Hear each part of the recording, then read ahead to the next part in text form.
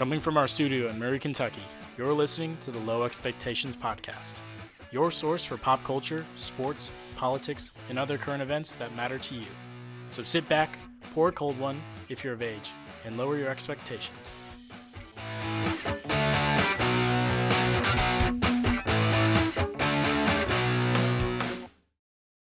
Hey everyone, welcome to episode 10 of the Low Expectations Podcast. I am your producer and co-host CJ Tishner, alongside with my other co-hosts Cam Kelly and Heath Montgomery.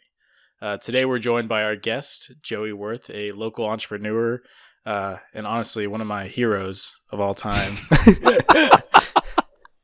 During the show, we're going to be talking about Joey and kind of his entrepreneurial journey.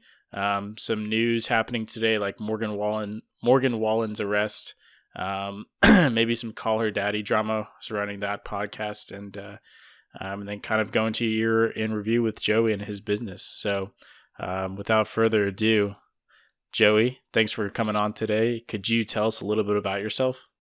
Yeah, thank you guys for having me. My name is Joe Wirth. I am 23 years old. I live in St. Charles, Missouri, which is pretty much just right outside St. Louis. And I went to Murray State with all of you guys, and that's kind of how we got to know each other. Right now, I own an ice cream shop, rolled ice cream shop in St. Charles, Missouri, called Craving the Curls Rolled Ice Cream. Joey, let's just get this straight. Your name is Joey, right? It's not Joe. Yeah, let's just start that off and get that out of the way. In the friend-related area, I'm Joey. And in the professional world, I'm Joe. So you can take it or leave it. If this wants to be a friendly conversation, or we can call me Joe or Joey. What about J-Dog? Where would that be? Professional or business? Does anybody call you Joseph? Only my mom when I'm in trouble. All right, then we'll address you as Joseph on the show. All right, Joey, I wanted to ask you like a couple questions at the beginning. I mean, we're going to interview you a lot more in your year-end review later on. So, but just to give, I guess, a little backstory on how you came to have your rolled ice cream shop. What made you want to do that, and what was like the process like at the very beginning? Because I honestly don't know. Why did you choose rolled ice cream in the first place? I've never really known that.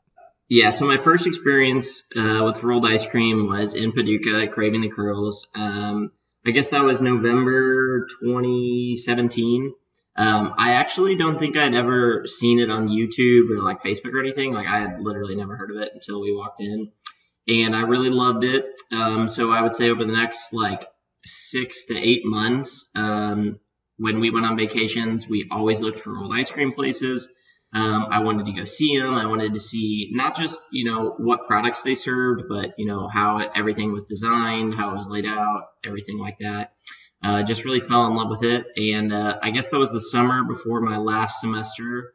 I was trying to determine what I wanted to do, which was going to probably be financial advising. And I had thought about starting a business. Both my dad and stepmom were very business oriented, and they kind of really helped push me to start a business now rather than, when I have kids and obligations. So I had heard through the grapevine Craving the Curls was getting ready to franchise. And so one day I actually decided to type up an email and just say, hey, I'm interested. This is my story. If you ever franchise, let me know. In that email, I finished at like 7 o'clock at night, and I'm like, this isn't professional. I'm going to wait until the next morning to send it. And so I get online the next morning at like 8:30. I couldn't find their email anywhere. Their website, it was a different name. There was like nothing on their website. I was panicking. I tried like 3 different browsers because I'm like, something is going wrong. And so I go on Facebook then, and the night before, so the night I was writing my email was the day they announced they were franchising, which is just crazy. So that was kind of like a sign, I think, showing me like, I need to do this. So I met with them, I guess like the first week of August of 2018, and it took 5 months till we were finished and signed our paperwork. Through that time, I had to come up with a business plan, like 30 to 40 page document. basically to present to the bank as well as the franchisor. You have to do a lot of market research. You have to figure out everything you're going to need expense wise, where your location's going to be, all of that. We had to hire a franchise lawyer basically to go over our franchise documents, about 200 pages long. And so then a franchise lawyer dissects that and determines, what can be negotiated. And so we kind of went through negotiations for, I don't know, probably a month at least, month and a half. Then we got that done and we were ready to find a location. So I went and looked at a bunch of different buildings. Then you have to get a lease and you have to negotiate a lease. Then you hire a lawyer again. Leases are different from like your apartment leases, and all of ours are like 6 months, a month, or 6 months to a year. Building leases are like 5 to 10 years long. So a lot can change. That's a lot of money on the line. And so you have to go negotiate that. And then finally, after all of that, we were ready to sign our franchise paperwork. So I would say took about 5 months. Just so much more went into it than I anticipated. But it's been fun, and that's kind of how we came to Rolled Ice Cream. That sounds like I will never own a franchise in my life. It's a lot of work because what also was difficult is they were new to franchising. So like if you were to go franchise McDonald's, this process would probably be much more streamlined because they've opened thousands and thousands. This was going to be their first franchise, so their information was very little on their end, and I had to figure out a lot of it on my end. So that's what made it much more difficult. How did you go about, I guess, learning all this stuff to franchises? Like, did you have any mentors, or did you have to reach out to certain people and stuff like that? Or yeah, so I think Cam and I classed them, but Chris Wooldridge in Murray, he works it was like the economic business center or whatever. Aaron Dale, also got the alum. I met with him actually first. My parents had helped me. My parents were instrumental the whole time. But in Murray, I met with Aaron Dale, and he put me on Chris Wooldridge. And so we met, and he was the one who helped me with my business plan, like everything I needed for a business plan and about franchising. And that's, I would say that's about it. My parents and Emma pretty much guided me, throughout my whole time. But honestly, Googling, I had to figure everything out. But, it was a worthwhile experience. What made you decide to franchise like Craving the Curls instead of maybe another rolled ice cream place, or maybe even starting your own thing? So I actually thought I was going to start my own. We met with Craving the Curls, me and Emma, that day in August. And I walked out of that meeting and I said, I'm going to do this on my own. I had they showed us everything. We talked for a long time, but then we walked throughout the whole store, everything. They showed us, a lot. And I wrote down mental notes of everything I saw, every company, every manufacturer. And I was like, I'm going to do all this my own. And I started trying to figure it out. And some of it was still like way over my head. And, the franchise thing seemed more enticing because it was going to be a little less liability on my end. They were going to have to figure out, they had already gone through and figured out the best way to do things, the most efficient way to do things, the flavors. And so that's kind of what leaned me on franchising. A year later now, would I have started my own or would I have franchised? I don't know. I believed in their product. And what they were selling. Starting on my own, I could probably have done. It would have been a little more difficult, but I think maybe in the long run, starting my own would have been the better option. Only because they only have one franchise. But if going back to the McDonald's thing, like if I was franchising McDonald's, that would be the better option as far as the number of franchises. So do you feel kind of like, since you're the first franchise owner of a local business pretty much, do you kind of feel a lot more pressure to perform well because you're essentially kind of like their guinea pig, really, because you're like the first one out there? Yeah, I'm gonna make or break whether they want to franchise again. I would say, especially when you're franchised, like there's only one other location, so it's me and them. It's like we are a married couple and our kid is the business. So It's really crucial to get along well. Um, sometimes that works, sometimes it doesn't. It just kind of depends because I want to take the business one direction. I have my own ideas on how to market, how to sell, what we can do, but they also have their things that they've done for a couple of years now that have worked, and their business is really well in Paducah, and they have zero competition. I mean, I have 4 ice cream shops on the same street, so we have to do things, yeah, we have to do things differently, and so I think that is what causes arguments sometimes, or not, I would say arguments, but discrepancies, because we are in 2 totally different areas as far as competition and stuff. And so I don't know, franchise is a great idea if you need help and you want some guidance and you don't want to do it on your own. And that's where I was at when I first started. How are you doing during the quarantine with your business and stuff? I know you guys were it was like a street or drive-by type of deal. Yeah, we tried curb. So we reopened the first week of March. Then the second week of March, there was starting to have talks. I think that's like the second weekend was maybe when the NCAA canceled March Madness and all that. Like, so it went from the first weekend, no one was talking about it when I opened. We had a great weekend. Second weekend, little more talks. And then the third week, like, everyone shut down. So we tried curbside. Didn't really work well. And I'm like, I'm not going to, keep putting myself in this position. So we closed until May 1st and then reopened because Missouri was allowed to do dine-in starting May 4th. So we did 1 extra weekend of curbside, and we've been doing dine-in ever since. And it's picked up every week. So we just expanded today to our full-time hours, Tuesday through Sunday, just because I've seen enough increase in traffic over the past couple weeks. Can I get one more question before we hit the news, CJ? What made you want to do Main Street St. Charles? I've been there, quite a bit with Amy and stuff, and I love the area. Did you know the area before? Did you know they'd be good for business or what? No, so the only other time I had been here was that summer. I actually just wanted to I just wanted to come eat. So we walked the whole street and found a place to eat, and it was super cool. But what we wanted when we were looking for a location was the most amount of foot traffic, we could have, because even though it could become a destination place where people drive to get your ice cream, you still wanted foot traffic, and a strip mall at the local grocery store was not going to cut it. So we thought about Main Street St. Charles, Central West End, which was another pretty popular place, and then Chesterfield, Missouri.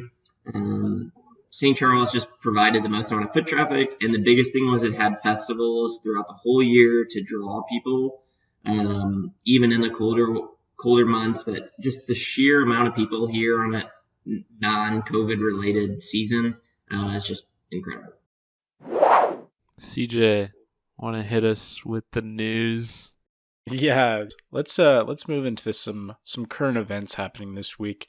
So the biggest story, or the most interesting story, I think, are you guys familiar with the country singer Morgan Wallen?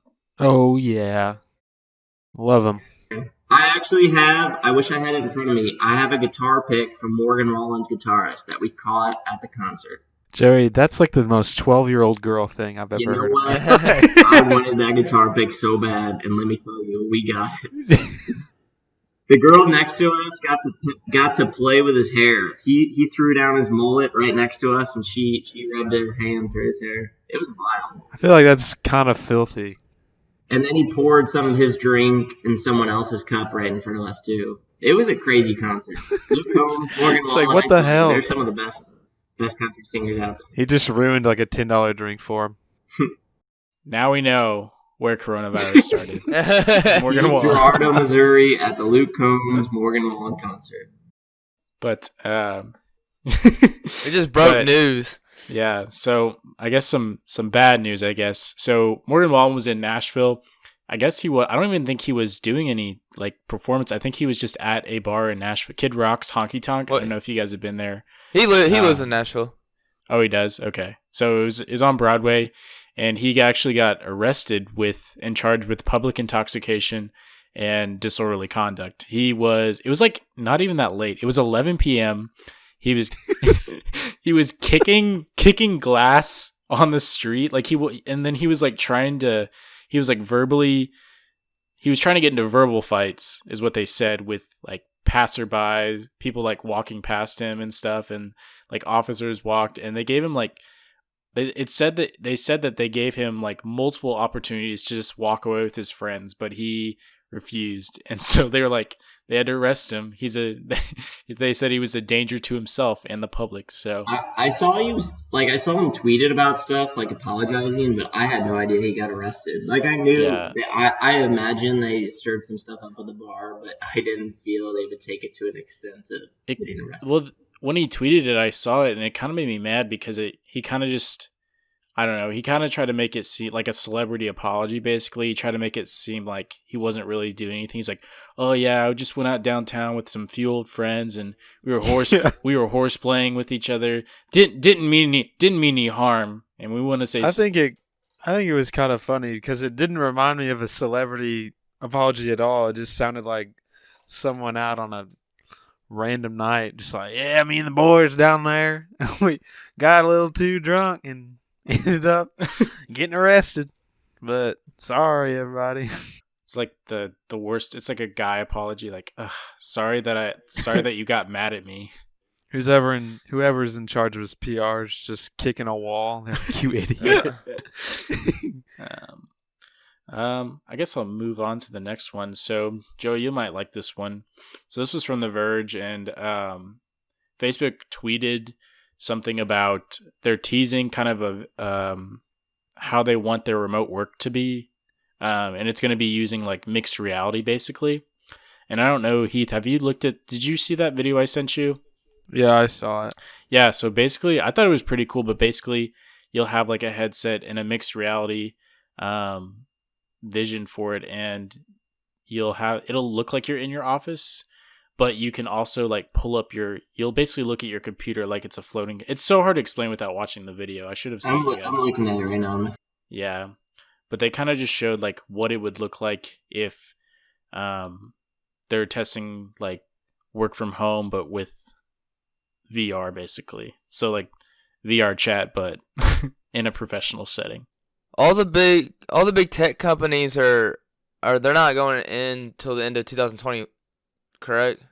I think most are. I can't remember if it was Facebook or somebody else, but I think one of those companies said they were going to open up to like 25% capacity.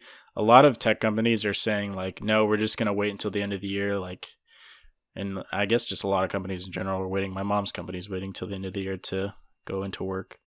They're also saving an absurd amount of money by not having anyone in the office either. Although they are having to pay like rent and stuff.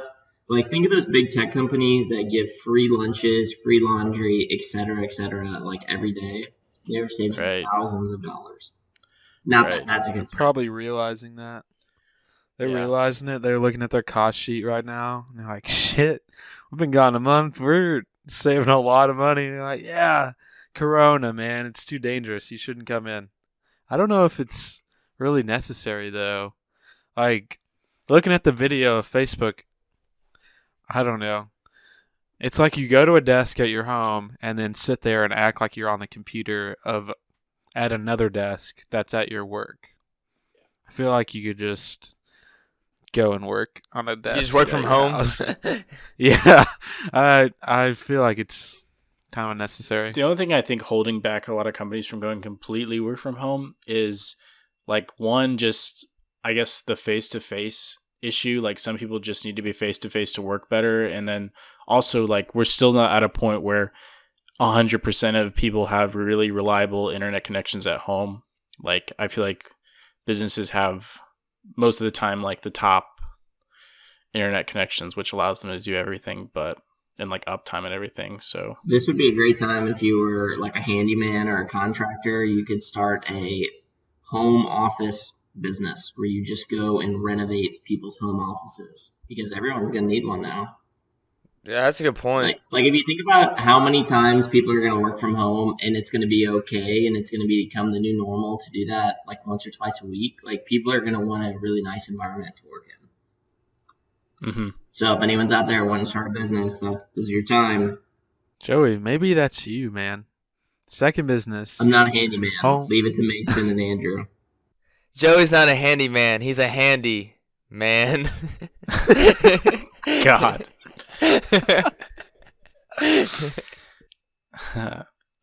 So I guess next one, Heath. I guess you know about a little bit more about this, the Formula One driver. I thought Joey would find this interesting. If you didn't know and listen to the podcast, Joey's a big time world class racer. He actually had to turn down offers to race in Italy to start his ice cream shop. If you didn't know that, but this Formula One driver, Daniel Abt, it's ABT, that's just his last name, got disqualified in a charity virtual race. They were doing an esports race for charity to raise money, and this guy hired a professional esports racer to race for him, and he ended up winning or doing really well or something, and he got disqualified after people caught him, and he's like, I'm sorry, I just wasn't very good, so he just hired someone else to do it on esports. So it was for a charity event? Yeah, it was just for a charity event. Why? So he cheated. I don't know why he had to cheat, but he got disqualified, and they're making him pay $10,000 to a charity. Yeah, so like sim racing or esports sim racing has been like a major thing recently in the realm of what I do, and that also happened. It was not a charity event, and they did not get fined $10,000. But this guy who normally sucks did so well, and they caught him. And then he tweets out later that they said in the rule book that it technically didn't have to be him, and they didn't have to prove it was him. But he ended up getting DQ'd. I can't believe that guy's fined $10,000. What an idiot! Is that a lot for him though? Like, does he make? I mean, it just kind of depends. So one thing about racing too, especially like an F1, some of these guys, and I mean, I'm sure Shane's listening, so he could correct me some too, is like some of these guys aren't necessarily hired to drive. It's that they pay to drive for the team. So like their parents are super rich, they come from a wealthy family, and they basically write a big check to race for the whole year. And then, certainly sponsors come with them and other things. Mm-hmm. So it This could be a guy's lot net worth more. is $20 million. Oh, so that's like a slap on the wrist. Yeah, probably. Yeah. Right now. He had to pay it to charity, so I guess it was good. I would have made him pay Yeah. more. So tax deductible. Yeah. Yeah. Yeah, This is- $10,000. He really doesn't care. It sounded like he was just too lazy to race. Why wouldn't you just pay like $50,000 and be like, I'm gonna opt out of racing? Well, maybe he didn't believe he was good enough, which is also going to hurt him, in the long run. This reminds me of, I have a friend from back in Harrisburg. His name is Michael. He's a listener to the podcast, so he'll hear this. But he got disqualified in a go-kart racing when he was younger, and he did legit go-karting like around the country. He won. He was number one in the nation at some point. I remember he won this trophy because it was really heavy and it was an eagle and it was like super cool. But he ran a race and he got disqualified for putting too much oil in his gas. And I remember we all gave him shit and we were like questioning him about it. We were like, why'd you fucking do it, Michael?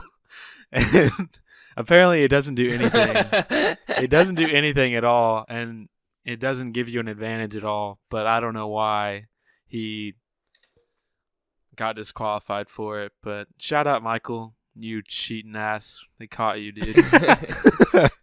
I feel like he's just taking care of his go-kart No, at that point. there was a certain amount of oil you couldn't put too much in, and he would get so mad because we knew it would make him mad that we'd bother him all the time about it. But he would get so frustrated because we were like, why'd you fucking do it? There was no point. You're at the top of the world. It's like Michael Jordan cheating. I guess we'll move on to the NBA news. I don't know who put that in there. Who wanted to pick that one up? I put that in there to see what y'all thought about the NBA returning, as well as just any sports in general returning, and kind of the news of what the NBA could return as, Cam sent this article, and it was about the NBA maybe returning in a World Cup fashion, where it's kind of a group stage and then go into the playoffs and everything like that. But Cam, what did you think about that, and do you think it's going to return at all? Or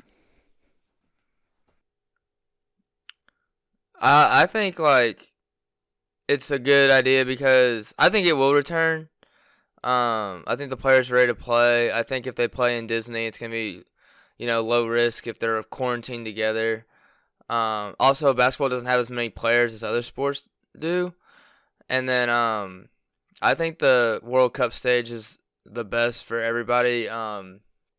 Just because they'll get to play some games before the tournament starts. There'll be more teams in the tournament, and I guess I don't know how you look at it. Like, I'm sure Heath and I both want the Lakers to win just because we want LeBron to win. But other teams are going to have a better chance of, possibly winning the tournament because, it's going to be a neutral site and no fans. So it should be exciting. The one thing I wish they would really do, which there's no way in the world this will happen, is they put mics on the floor so we can hear everything the players are saying. But I just don't think that will happen. I bet they do that. They'll have to bleep a lot of stuff out, I bet. But do you think is the kind of idea behind it every team is in the world has a chance in the group stage, or is it just the teams that are supposed to get to the playoffs do a group stage and then it kind of goes down from there? Top 20 teams get in. Oh. Well, That'd be pretty cool. The NHL announced today that they were going to go, if they were allowed to resume, it would just be 24 teams and go, as opposed to 16 straight into the playoffs. Yeah, I saw that too. But they're not going to like a remote area. Are they going to like travel and stuff like the I think they talked about like 3 potential cities to have their stuff in. But I mean, I don't know. At this point, we're in the end of May, so I don't know what the latest date they would potentially be willing to do it is, because like at this point, the Stanley Cup would be going on like this week. Oh wow, I didn't know that. Yeah, I think by this time or the next week, that would have been the Stanley Cup. I think the NBA wants to start July 25th, have their last, if there happen to be a Game 7 of the finals, have it at September 25th, have the draft in between September 25th and August 1st, and then August 1st starts free agency, and then Christmas Day is the start of the next season, which I'm all for if that all happened. Would they shorten the next season? No, it would just run into the summer, or it would pretty much start a new cycle, so it would go Christmas to September. Like, if it ends in September, it will just start ending in September from now on, I think. Wow. So all sports would just, like, regular sports schedule would change completely. I don't know about the other sports, but basketball at least. I think basketball wants to start playing, like, all summer. But I think other networks do too, just because, like, baseball is so, like, nobody pays attention to it as much until the World Series and playoffs. And if they had the NBA running all summer, like, that would be, incredible. Or NASCAR is also back, but they're doing all their races like without fans, I think until the end of June. And they've been doing like two races a week to try to make up for like everything they lost and stuff. That's about all the stuff I've been keeping up on. Honestly, NASCAR without fans is just a road trip in a circle. That would suck. They should just go on the highways. Do you guys think we will see a sporting event this year with fans in attendance in the year 2020? It depends if it comes back. I don't think so. Or yeah. If there is, then it's a limited amount of fans. There's not going to be a ton like we're used to. But I would be surprised if we did. CJ, do we want to do Joey's article next? Sure. Yeah, let's go for it. Joey, talk about your article. Yeah, so So although I own an ice cream shop, I love anything to do with technology and what the future is like going to look like for everyone, whether that's like 5 years, 10 years, 30, 40 years. But I brought up an article that talks about artificial intelligence and how basically that is going to be life one day. Is we're going to have robots doing things, especially I would say in food areas and medical fields. I'm doing things like that. But this article talked about how once AI becomes so advanced, if they were to go in front of a judge, they could have real lawyers come and basically AI could take over the world, and that the lawyers could talk about how the AI has a conscience of its own, and that it should be given all the rights that humans have and stuff. I don't know, it's crazy. What the That's fuck? probably a really far fetch, but having AI to help us do things in everyday life, I think is going to be so cool. That scares me instead of thinking it's cool. I mean, I feel like we're pretty far from having not super far, but we've got a little bit before we can have completely independently conscious, beings that were like man-made essentially. But I'm curious about what the legal implications would be for that, because if an AI commits like a crime, which I have a feeling it'd be like a cyber crime or something, or it'd be like, I don't know, something that it did on social media or something like that. Like, who would be responsible for that if it's to that point where the AI has conscience? Is it the company that created it? Because, they could write a couple lines of code and make it malfunction, or would it be on the AI itself? Because I could see like a lot of companies abusing that and just being like, oh yeah, that wasn't our fault. Like, Alexa did that on her own. Like, she stole $500,000 from the bank and wired it to us. I don't know what that's about. Like an AI, which they're just giving an example that specializes in security and space exploration, brought a motion and deemed it's a person and should be given the rights every American has. But of course, they're not allowed to argue in front of the justices. So this AI hired real lawyers to represent it, and they're claiming that their client is as alive as they are, and that it has a conscience. Things like that are crazy to think about. That will one day potentially be life. I don't like that. But in other lighter like AI and technology news, I talk about this all the time. Is I cannot wait for self-driving cars, to where I can sit in my car, turn on the TV, and just relax. Does that not make you worried though? I said that's gonna be a pain too, just for like, if there's an accident, like who are you gonna sue, or like who's gonna be the blame? Well, that's what I was gonna ask. Hopefully one day these are gonna become pretty advanced. I mean, they will one day become so advanced that hopefully, they'll have some sort of system to determine, what vehicle is at fault. Like, I would say over the next 5 to 10 years, it's going to be a lot of kind of like Tesla does, I guess, has somewhat of an autopilot where you're still sitting and you have to drive a little bit. And I would say after like 10 or 15 years, I would imagine it's going to become advanced enough to where they're first going to start rolling out literally vehicles probably without steering wheels. But still, if it has a system to determine which car is at fault, if an AI wrecks my car, dude, I'm not paying more insurance for that. We're not there yet. Oh, that's gonna be fun for road trips. You can watch so much Netflix on the road. Yeah, you can play Xbox on the way. Oh, one day they're gonna have bathrooms inside your car, so you don't even have to stop. I do that now anyway. Yeah, you don't have a pee bucket? You're going to be able to lay down your seats just as a big, queen size bed and just take a nap or sleep on your overnight trip across the US. You wake up falling off a cliff. Yeah, that's what I'm worried about. Is like they're going to have a lot of encryption and things, and like you can just go to bed like, oh, I'll be in California in a couple days, and you wake up and you're like in somebody's garage, and you're like, where your tires are gone, like Like every movie or TV show I see with a like futuristic self-driving car, it just gets me so excited, man. I cannot wait for that day that I buy my first self-driving vehicle. Joey, would you buy a Tesla now? Like, if you had the money, would you buy a Tesla now?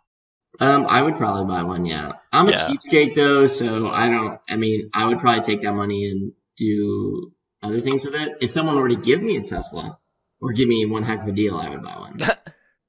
I, I do have to say that one thing. I'm not technically like all gung ho about the whole electric thing. Like, I understand it's great for the environment. I mean, one day we're all gonna have electric vehicles. That's just how it is. But like, I drove an electric car once, but I mean, it ran out of battery so quickly, and then we had to switch to gas mode. It was just kind of counterintuitive, I felt like. But I know Teslas have come, so far, and they're much more advanced than the Chevy Volt I drove years ago. Yeah. I just don't. I just don't see like how the only reason that I would get a Tesla is because it would be cheaper than gas. Like, if you think of the environment, it's electric, but the electricity is going to come from non-renewable resources and things like that, which is kind of defeats the whole purpose. So the only reason, like me as a consumer, that would buy one would be to get basically like cheaper prices for gas. And I've seen, like, I know you have to pay for charging stations now. Like, you have to pay a certain fee for some of them, and some of them are kind of getting more expensive. So it's almost becoming like basically a gas car. So I would say we're still like a good few years away until, all electric is much more efficient and affordable for everyone. yeah. I think as the years go on, we're going to be able to buy Teslas at a cheaper rate because everyone else is going to be producing electric cars and, competition drives the price down. Just Elon Musk just got to keep on chugging on. This reminds me, I've been watching the Iron Man movies lately, and I researched it just to let you guys know we're very far off from an Iron Man suit. Yeah, are you guys on TikTok at all? No, I'm not. Okay, CJ I'm on there's this- TikTok. have you seen the guy that his profile, he is basically creating an Iron Man suit. And every video is an advancement on all his Iron Man videos. And I it's saw that on legit. Instagram, Joey. I looked up a YouTube video. It's not possible. What's this guy's TikTok? I want to see it. I don't follow What's him, he say? Hey, Heath, what's he saying the second one in court? He's like, you want my product? You can't have it. When he's showing how far, like, everybody is away from getting it. Yeah. Hold on, Just privatize world peace. let me see here. Yeah, I don't know. You'd have to play around with it. Yeah, he's been building his own suit. I love Iron Man. It looks bad. It looks like It doesn't look he's good. making it. He's making it with like really good technology, and it looks worse than what Tony Stark built in the cave. It looks a lot like what he built in the cave. But you have to understand, that was a movie. Yeah, but you have to understand, Joey, that I want the real fucking thing. I want the real thing too, man. And hey, let me If tell I you, buy an one day Iron we're Man gonna suit, have I'm the not real going thing, for a Heath. discount. I'm One going day for, we are gonna have the real thing. It's like shooting for a Ferrari, getting a Volkswagen Jetta. Hey, that's pretty good gas mileage, those diesels. Yeah, have fun with your gas mileage Iron Man suit, Joey. Do we want to move into Joey's thing, or do we want to do the Call Her Daddy drama, or would you guys like to? I'd like to hear about this Call Her Daddy drama, but I will have to admit, I don't. I know I've seen all of Dave Portnoy's tweets about Call Her Daddy, but I have not listened to it at all. Okay. Well, I guess I'll give you guys the rundown. So, did you? I know I don't really listen to Call Her Daddy that much. It's kind of like. It's definitely not a guy. I don't think it's for guys. Like, No, I think it's, listened it's to definitely it for 10 minutes, and I was like, holy shit. Yeah. It was a lot. But they've blown up so much.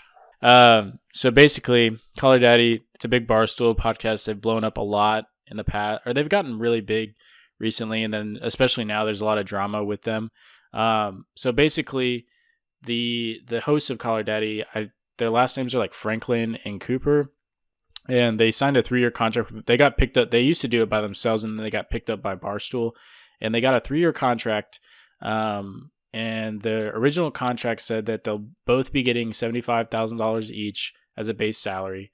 and then that's going to go up after 3 years with them to 100K. And then any revenue that they bring in from downloads and sponsorships and ads and stuff, they would get a cut of that also. So they're probably making at least 100K, I'm gonna say, from this original contract. But these past couple episodes, they were getting kind of upset with their current pay. They put some like I don't even know. They put some like secret messages in their podcast saying like that they were trapped and stuff and trying to get fans to help them. And I don't know, but help. So basically, they went to Dave and said, "Hey, Dave Portnoy, they said we are not making enough money. We want some more money." And at first, Dave said, "No, you guys will have to wait till your contract is up." And then he decided to meet with them, and he gave them a new deal. And their new deal was 500K for each of them, plus bonuses, and then 6 months off their like contract. So it would just be 2.5 years, and then it would be up. And they would get to reclaim the intellectual property for Call Her Daddy, so they would have rights to the podcast again.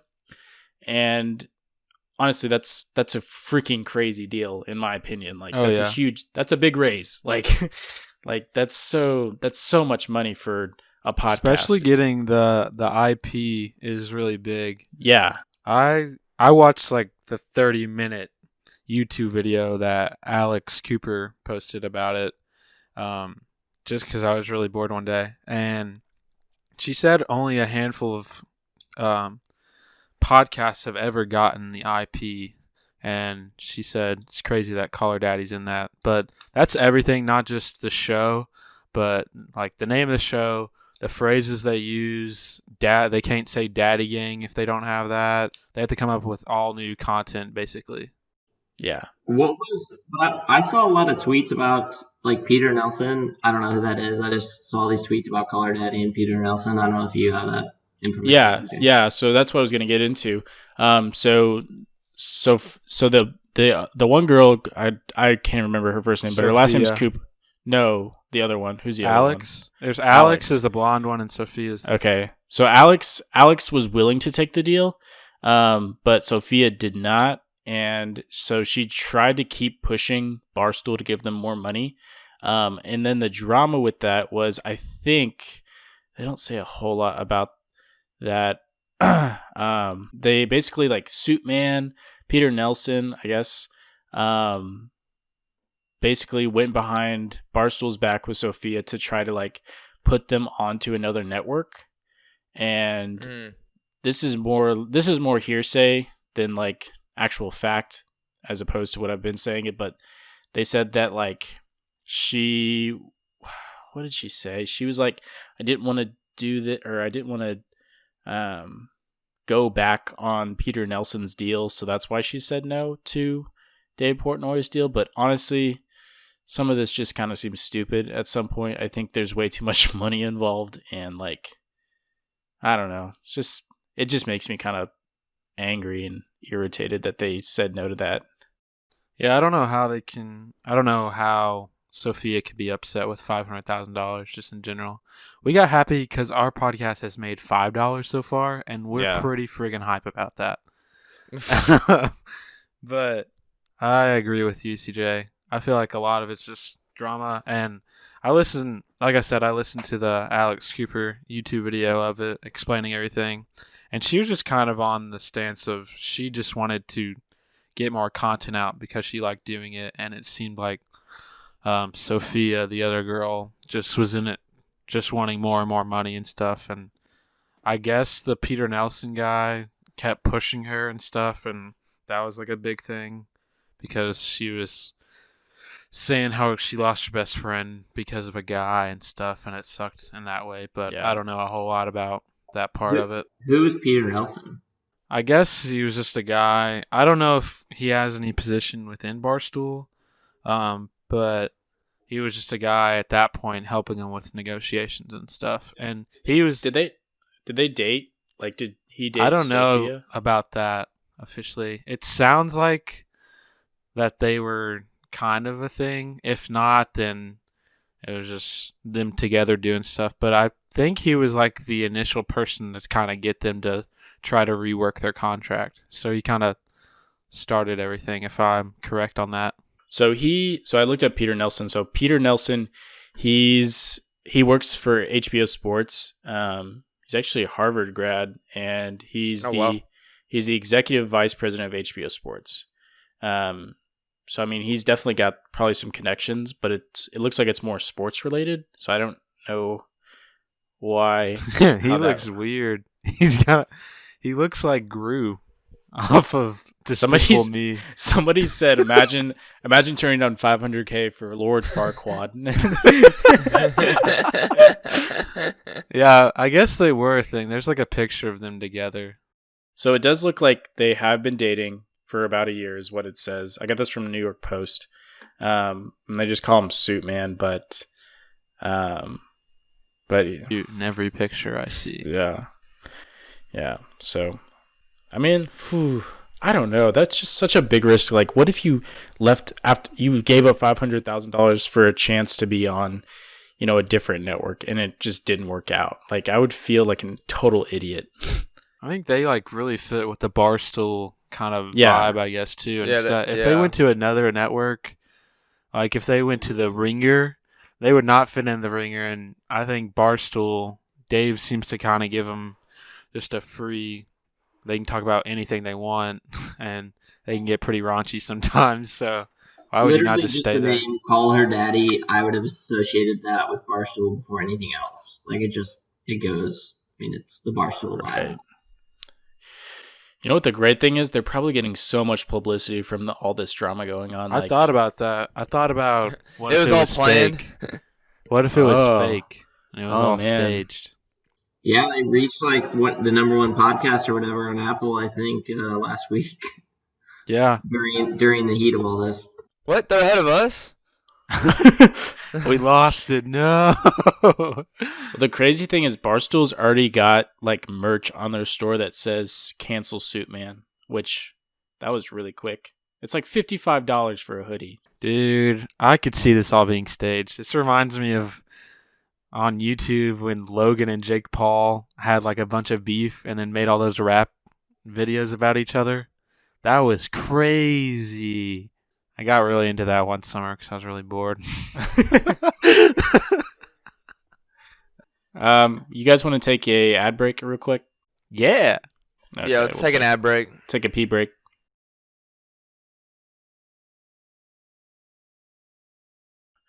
All right. Back after the ad break.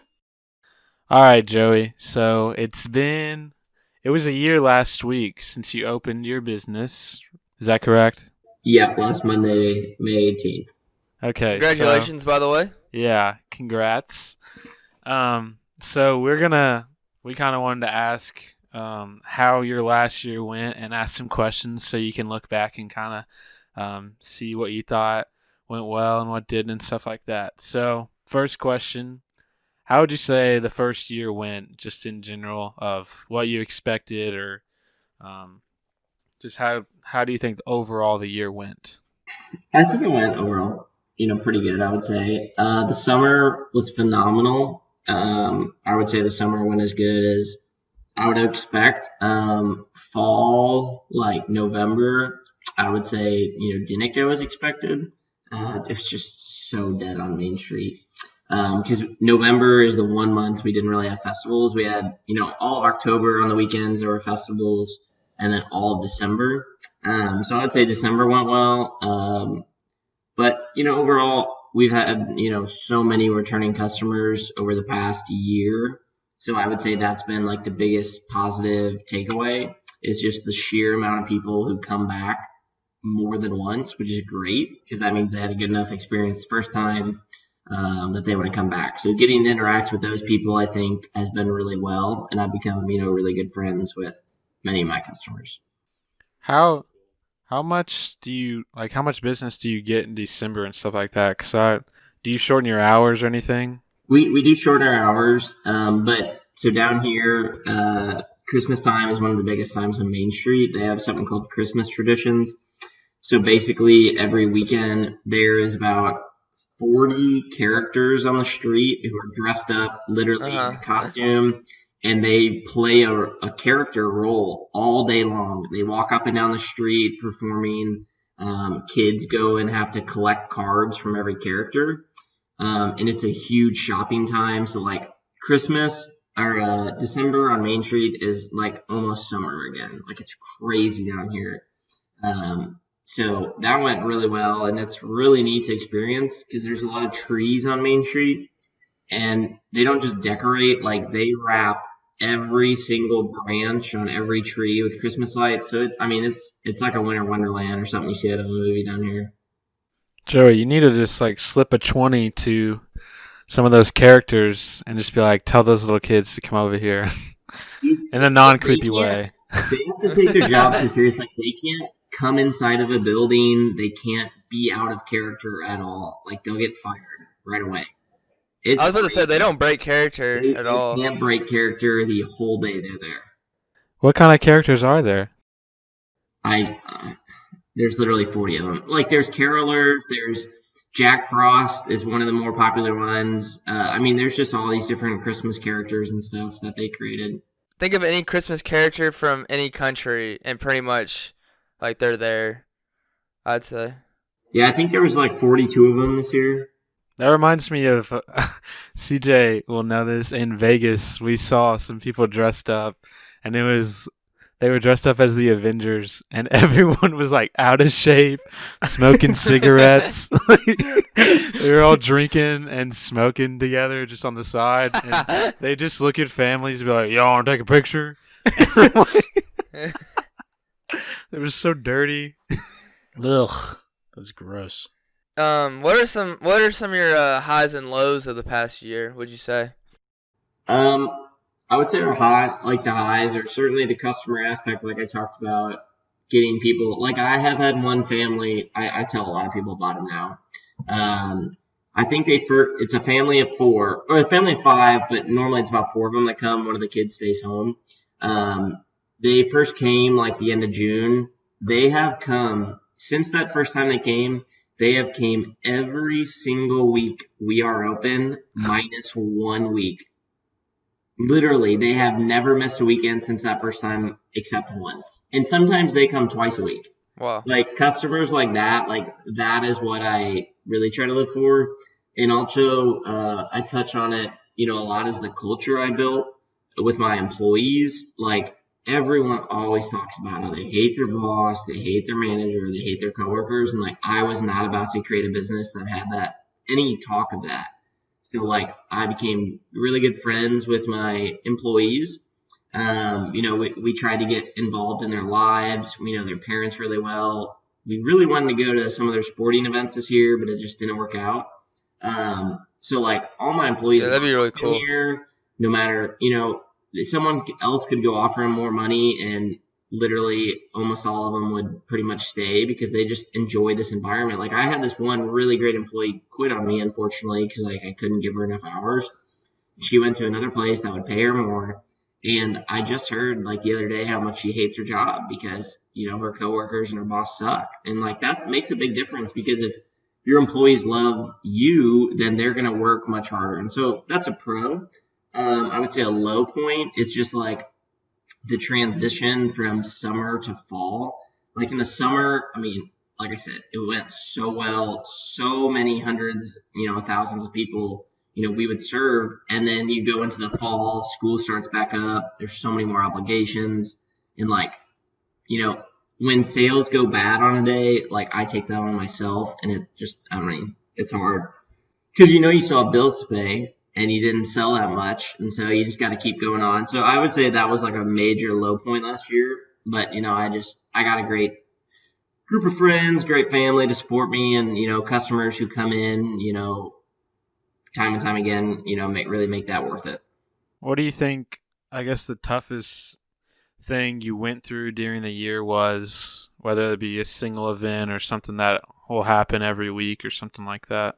I would say like those days when like sales were bad were really hard, but also like just the sheer amount of hours. Like when we first opened, I worked like 7 days a week, all day long. Like when I woke up, I was on the computer doing email. I'd go to the shop and I'd, be here till 9:30 or 10:30. And then that was every single day. And then Monday was our day off, but I still came and I deep cleaned for hours. So like I don't think I took a day off. I really didn't take a day off until the end of July. I took like a day or two off. So just the sheer amount of hours, it's hard to not get burnt out. That's a big thing, but I don't know. There's not a certainly there's a lot of stress that goes with it, but like you try to outweigh those with the pros and like looking back. Like I was literally getting my haircut at Great Clips one time, and the haircut, lady was like, "Oh, what do you do?" And I told her, and the guy sitting next to me, he's like, "Oh, I've heard of that place. I'm gonna come try it out today." So that was, I see my customers literally in Walmart, Sam's Club. So that's kind of cool, I guess. People talk about it. There's like now I've associated somewhat of a brand with it. So have you ever you kind of talked about getting burnt out and stuff. Like how have you been able to keep going on with stuff? Because I know has the business high, like the fact that you're owning a business, has that kind of worn off yet? Or have you felt like, oh, like I gotta keep going in like another 60 hours this week? Like has that ever just been like? Sometimes it really does. Sometimes it's super hard, especially like when you see literally anyone my age, all my friends I went to college with, everyone spends every weekend going out. They're hanging out with friends, doing whatever they want, napping all day long on a weekend. Like I can't do that, and I won't get the opportunity. So I would say the weekends, although there's some of the most fun times at the shop, we're most busy. Those are also some of like the hardest times because like I watch everyone else go do whatever they want, and I know like I have to work, especially on those like fall days when we're not even really selling that much, but I still got to be there. So I would say like that is really challenging. The business high, owning a business, it's still with me, but it did wear off at some point. But it's nice to be back. Like now I'm back in action for the summer, and like now that high is back. But towards the end of the year, I would say it really wore off. So like what, I guess for the days that you do have off and the downtime you have, how do you kind of separate your work life from your home life? Because I know a lot of people that I've talked to who own businesses or are like higher up managers in a company, they say the biggest thing is like trying to balance your work and your life. Like what do you kind of do to kind of separate those two so you can, stay? A lot of it's like mental time. Like I do spend a lot of time at the shop, but even when I'm not at the shop, like when I wake up in the morning, the first thing on my mind is what am I gonna do today for the business? So I would like checking email. If I don't check email, that's pretty good. So the thing about this franchise is they use a pretty old email system. It's not like Gmail or anything. And so it doesn't have like an app on your phone. So the only way I can check my email is literally to go onto my computer, to go to the website. And so if I don't do that, that's one thing to kind of keep me away from it. I don't know. Every day now I think about it, but when we were closed in January and February for our winter break, there would certainly be go days where I was like content with not really doing anything. But now there's like no way to kind of separate. It's very hard, I would say. Like if we're watching TV, it's not that bad. We're doing things, but most of the time, like it's just running through your mind like anything else you do. All right, Joey. This is the toughest question of them all. What's been the best flavor that you've come up with since opening? I remember seeing you experimenting and stuff. Ooh, I broke something. So I will tell you, it's still my favorite flavor to this day. On my birthday 2 years ago, when we knew we were going to franchise, I took a couple friends and Emma's friends to Gravy and the Curls in Paducah to tell them like I was going to franchise before anyone else. And they rolled me movie theater popcorn. And it was the best thing I have ever had. And That still to this day, you could smell the butter way across the table. And let me tell you, it still is phenomenal. Now, let me tell you a couple of things that weren't good is we took a Buffalo Wild Wings teriyaki chicken and rolled it, and that was bad. That was like super bad Chinese food. Like it was so bad. But French fries are great. Ugh. We've rolled basically like a flamin' hot Cheeto. That was pretty good. We've rolled some really crazy things. Uh, Something I sell actually, I would say a couple times a week, are these candied jalapenos. Someone down the street sells in their store. And now, anytime someone buys jalapenos from a store, he sells them. He has them come down to my shop so I can roll them in ice cream and they can have it. It's like eating icy hot. You literally take a bite and it's cold from the ice cream, and then you wait a couple seconds and your mouth is on fire from the jalapenos. I just freaking want to love tell eating icy hot. yeah, I just want to tell our listeners, please don't eat an icy hot. Back. Flip it. I just want to tell the listeners, just get the Oreo. It's phenomenal, and you can't mess up Oreo. So Cam's that's what the I get Gummy every Bear time. guy, and I told him that wasn't very, Cam-like and Hollywood and professional. Gummy bears are for kids. Wait, he told me I ordered gummy bears with my ice cream when I went there on Friday, and he said that the average age of gummy bear orders are probably 7. More parents have been getting them. Don't worry. So, Joey, you talked about, I don't know if you mentioned this to us, but you talked about maybe alcoholic flavors. Is that still a thing? Can we talk about that now, or is it still under wraps? So it is still a while away, I will tell you that. So basically, you have to obtain a liquor license. There's 2 types of liquor license. One allows you to have workers under 21 in your store working, but the person serving has to be 21. The other type of liquor license has to have every single employee working 21, which is not possible for me. All of my employees are in high school or college. So literally, like, I'm the only 21-year-old. So Paducah tried to obtain the correct liquor license, and it didn't work at the time. But basically, at some point, we're going to do it. It's going to be called like an after dark menu on weekends.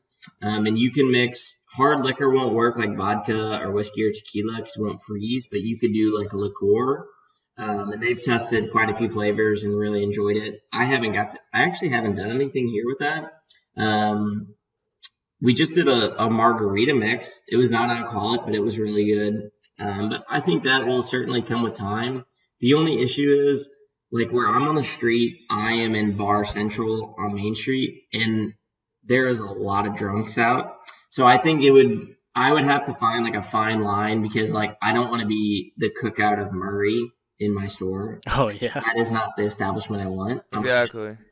So, like, although I want to offer that one day, I just don't know when's going to be the right time and how I'm going to stop like a billion drunks from coming in to get ice cream. Because, like, we try to keep everything really clean, really nice. In the second, like, we've had drunk guys come in, and, like, if you've ever been to Craving the Curls, like, we have glass separating the workers from the customers, and they'll, like, reach all the way over the glass, try to touch it. Like, it is, there's some people who come in, I'm like, please leave my store right now.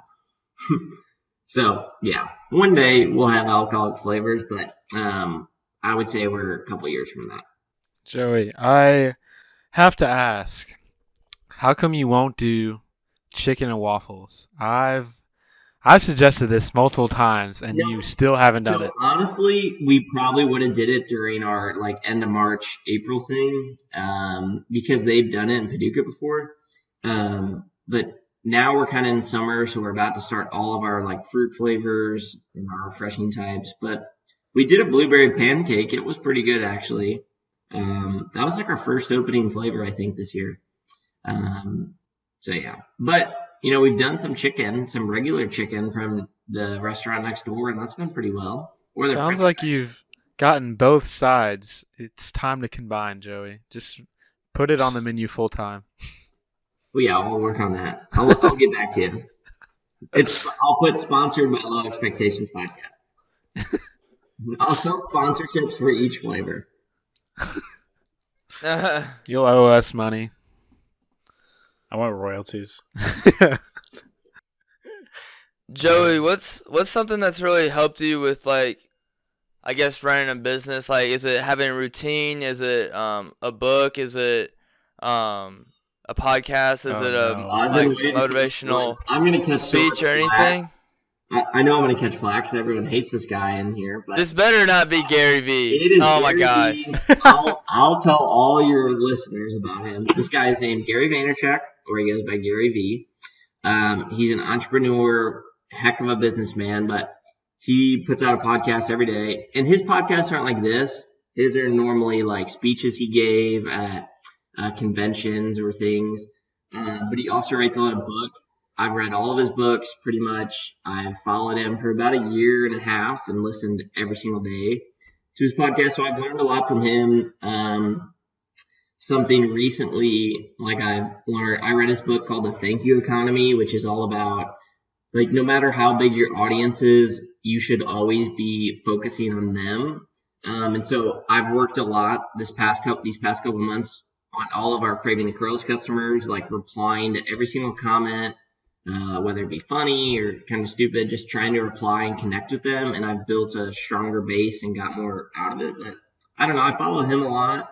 I read his books. I listen to his marketing ideas, his business. And he is literally one of the reasons I have built the culture I did, because he talked about like the culture he built and how he screwed it up at first and now how it's changed. And that's literally that he is the reason I have the culture I do. But everyone else hates him because he talks a lot about hustle, which is true. You got to work your face off. I mean, I'm here every day, but he's really preached I shouldn't say preach.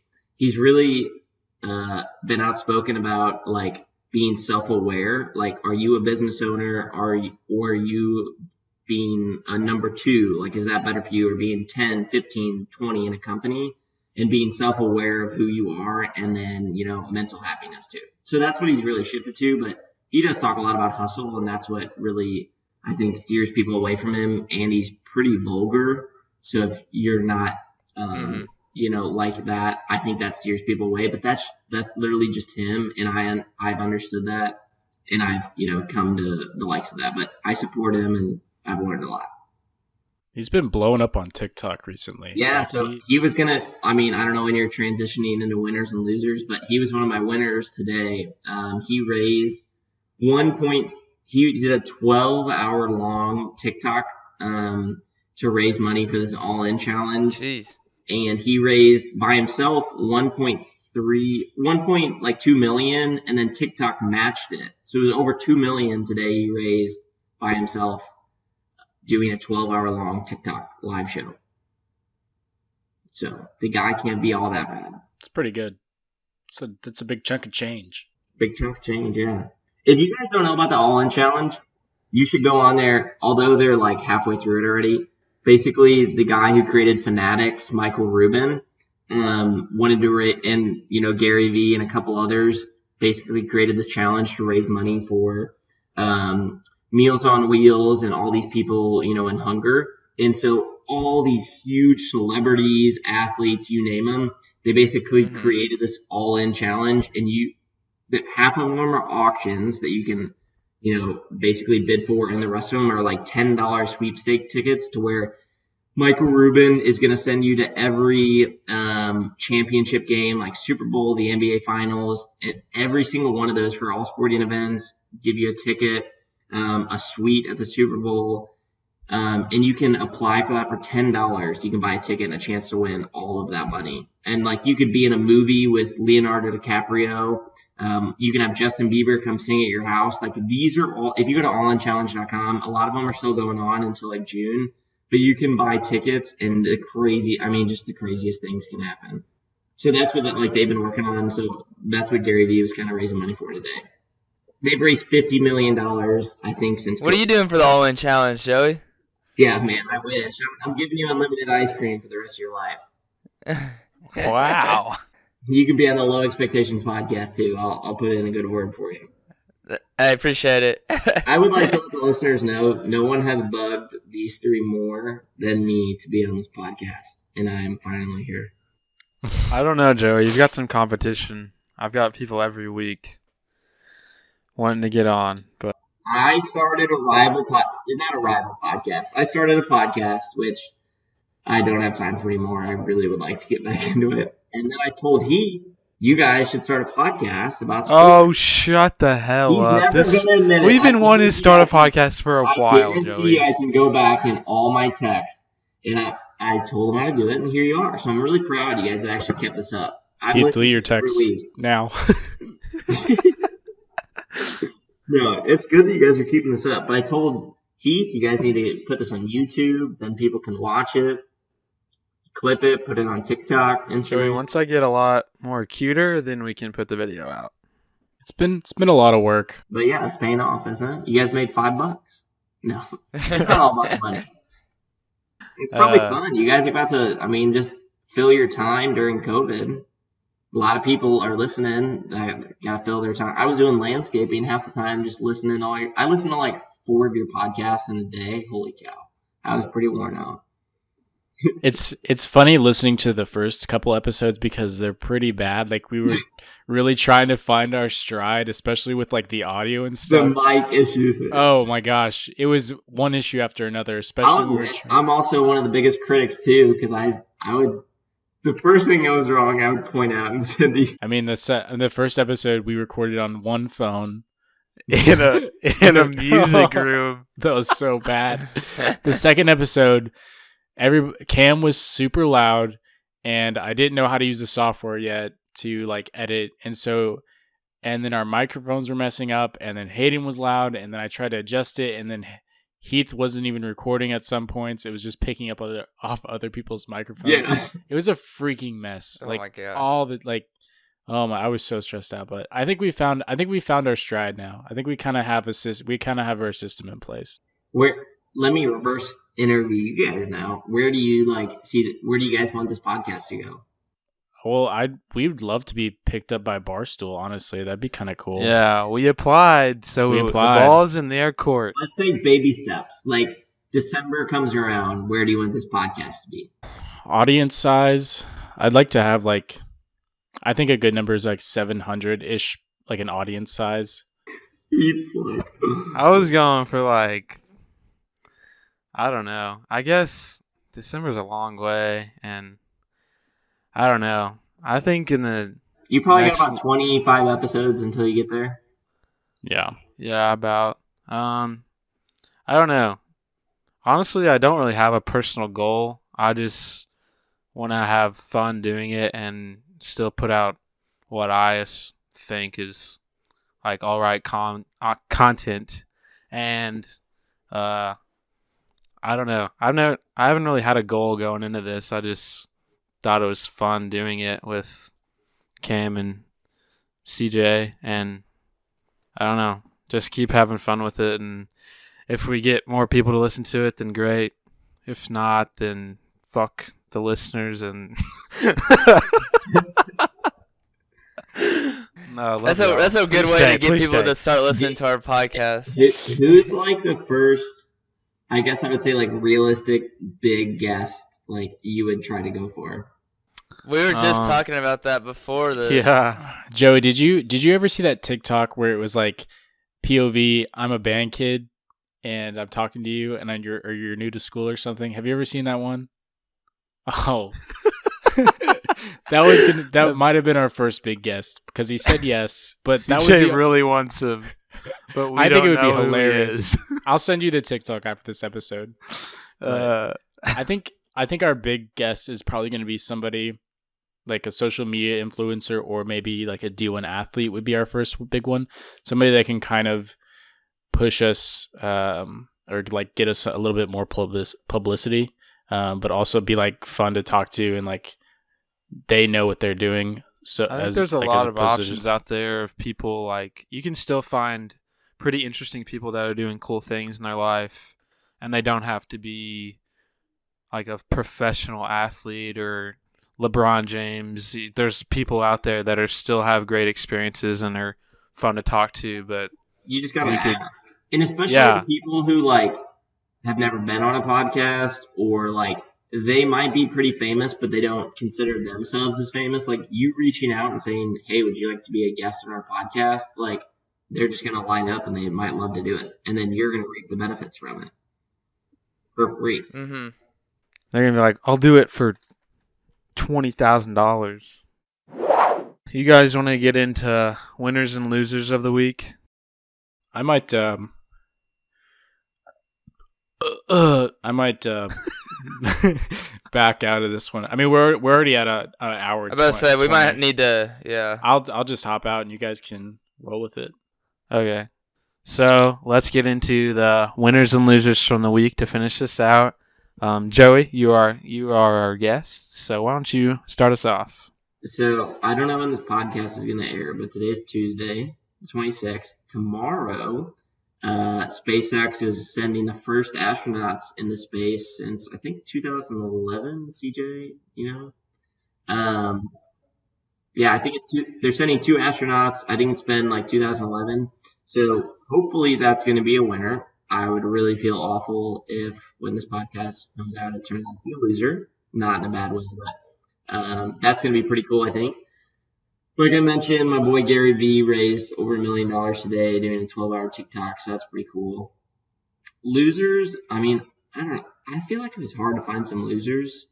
I would say, like, I guess losers are people. So, for instance, I have gotten an enormous amount of Illinois people because they are still on lockdown like crazy. I had more Illinois customers last week than Missouri, like no doubt. So I would say to everyone in Illinois in the states that are still on lockdown, not allowing you, that might be a bit of a loser because I feel really bad that you can't do anything. So yeah. Shout out Illinois. Cam, you want to go next? I'd say loser. Losers. All the people that were on video, like just like really partying up this weekend and not really, like, even though states are opening up, just not being safe, like, and just not caring. I guess not caring. Like, I'm really excited. Like, stuff is opening up, and like when I was in St. Charles and St. Louis last weekend, like, stuff was opening up, but like nothing was like overcrowded or inappropriate by any means. So like that was really good. But people still gotta be careful, or else, like CJ said, we're gonna have a second spike, a second wave. I'm trying to think of other losers. I can't really think of any other losers. Winners, I'd say hopefully the NBA, because hopefully that comes back up. Winner, also the Tom Brady, Peyton Manning golf match. I thought that was like really good, and it raised a lot of money for charity. Oh wait, I know another loser. Paul Pierce for leaving LeBron out of his top 5 in NBA on purpose just because he doesn't like LeBron, and then everybody just roasting Paul Pierce on Twitter for a whole week. I'd say that. And It's okay. I'd say that's good. And then my Paul other Pierce winner. pooped his pants. My other winners are Amy and Madison because they had their birthdays yesterday. Who? Yeah, okay, CJ. My girlfriend's birthday was yesterday. My girlfriend's birthday was also yesterday. On Memorial Day. What a big day. So much was happening. Big day for the nation. Okay, so for my winners and losers, I'll start off with losers. I'll say the losers are the people that put like a body with a a fake body with a picture of Andy Bashir on it and then hung it like from a tree.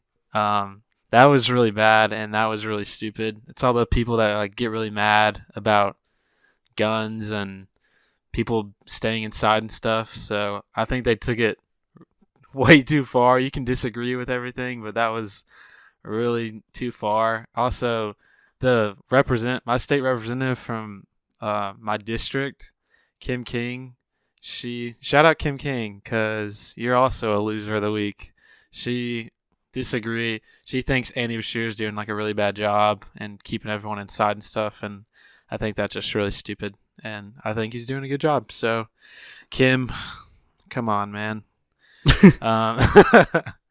And then my winner from the week, this is actually just reported a little while ago. I was reading, but John Wall.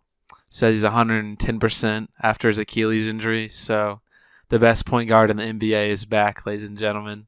Jesus Christ, edit that out. Be ready. Be ready. He's taking over. He's going to make that. Is he still fat?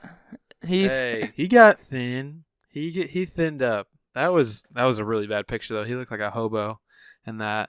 If you haven't seen that, look that up, everyone listening. The John Wall USA photo. He looks like that wasn't just that look, though. He was actually fat for like a good time. No, I know, but it's just they captured it right there. He was bad. But he looks to be thinned up quite a bit. But he said he's back and itching to get out there. So maybe the Wizards can make the 8th seed next year. So I actually have another winner. So I know CJ's on TikTok, and I'm sure plenty of people listening to this are. But David Dobrik, like a week or two ago, wrote on a dollar bill with his signature and a secret message on the back and said, whoever finds this will get $10,000. And so today, some girl found yesterday the dollar bill, and today he went and gave her a $10,000 check. So that's pretty cool. I wish I could do fun things like that. Just take out a loan. CJ, you want to close us out?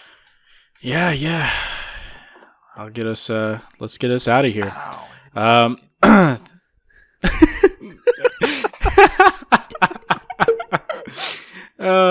Thanks, everybody. Coming from your studio in Murray, Kentucky. Oh, we got to change that. Yeah. I gotta sneeze. We're falling. We're crumbling at this. Never mind. Well, we didn't even get to talk Netflix, man. That was what I want to talk about that too. Sure, it's too late. We're done. Next podcast. Next time we have you on, Joey. Yeah.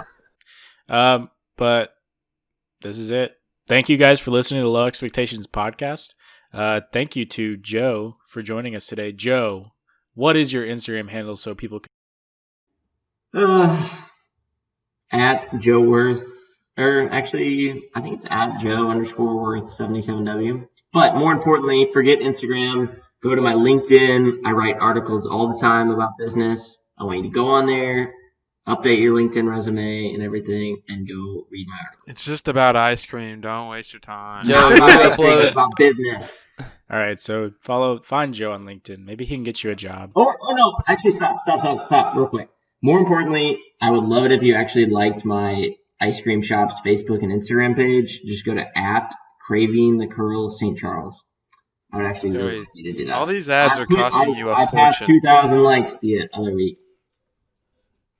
These ads are costing you a fortune, Joey. Well, that was a mouthful. Back to you closing up. Yeah. If you like the podcast, be sure to follow and share us on Spotify and rate us on Apple Podcasts.